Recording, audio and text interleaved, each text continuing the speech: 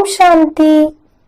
8 मई 1969 के अव्यक्त बाप दादा के हम बच्चों प्रति अनमोल महावाक्य। मुरली का सार मनसा वाचा कर्मणा को ठीक करने की युक्ति। बाबा ने कहा, आज बाप खास एक विशेष कार्य के लिए आए हैं। यहाँ जो भी सभी बैठे हैं वह सभी अपने को निश्चय बुद्धि समझते हैं। बच्चों ने कहा नंबरवार है, तो बाबा ने कहा भले नंबरवार है लेकिन निश्चय बुद्धि है। निश्चय बुद्धि का टाइटल दे सकते हैं। निश्चय में नंबर होते हैं व पुरुषार्थ में नंबर होते हैं। निश्चय में कभी भी परसेंटेज नहीं होती है, न निश्चय में नंबरवार होते हैं। पुरुषार्थ की स्टेज में नंबर हो सकते हैं, निश्चय बुद्धि में नंबर नहीं होते। वह तो है निश्चय व संशय।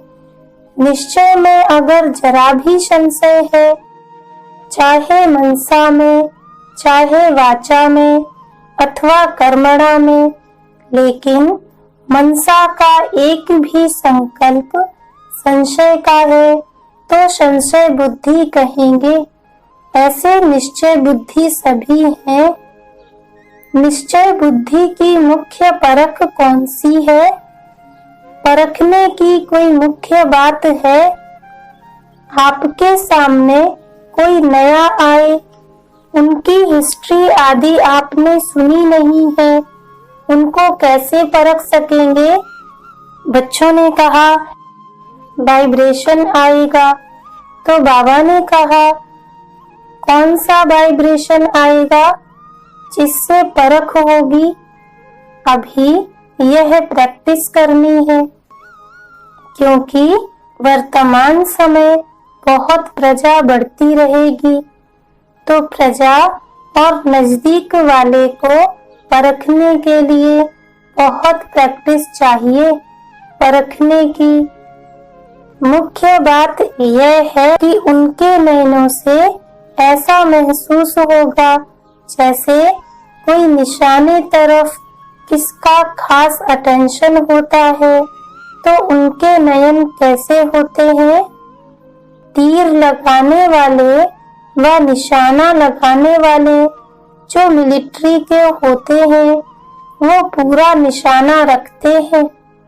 उनके नयन, उनकी वृत्ति उस समय एक ही तरफ होगी। तो जो ऐसा निश्चय बुद्धि पक्का होगा, उनके चेहरे से ऐसे महसूस होगा जैसे कि कोई निशानेबाज है। आप लोगों को मुख्य शिक्षा मिलती है, एक निशाने को देखो, अर्थात बिंदी को देखो। तो बिंदी को देखना भी निशाने को देखना है। तो निश्चय बुद्धि की निशानी क्या होगी? पूरा निशाना होगा। निशाना जरा भी हिल जाता है तो फिर हार हो जाती है। निश्चय बुद्धि के नैनों से ऐसे महसूस होगा जैसे देखते हुए भी कुछ और देखते हैं। उनके बोल भी वही निकलेंगे। यह है निश्चय बुद्धि की निशानी। निशानेबाज की स्थिति नशे वाली होती है, तो निश्चय बुद्धि की परख है निशाना, और उनकी स्थिति नशे वाली होगी। यह प्रैक्टिस अभी करो, फिर जज करो हमारी परख ठीक है व नहीं। फिर प्रैक्टिस करते करते परख यथार्थ हो जाएगी। दृष्टि में सृष्टि कहा जाता है ना, तो आप उनकी दृष्टि से पूरी सृष्टि को जान सकते हो। बाबा ने कहा, मनसा वाचा कर्मणा तीनों को ठीक करने के लिए सिर्फ 3 अक्षर याद रहे। वह 3 अक्षर कौन से हैं? यह 3 अक्षर रोज मुरली में भी आते हैं। मनसा के लिए है निराकारी, वाचा के लिए है निरहंकारी, कर्मणा के लिए है निर्विकारी। देवताओं का सबूत वाचा और कर्मणा का यही है ना, तो निराकारी, निरहंकारी और निर्विकारी यह 3 बातें अगर याद रखी तो मनसा वाचा कर्मणा तीनों ही बहुत अच्छे रहेंगे। जितना निराकारी स्थिति में रहेंगे उतना ही निरहंकारी और निर्विकारी भी रहेंगे। विकार की कोई बदबू नहीं रहेगी।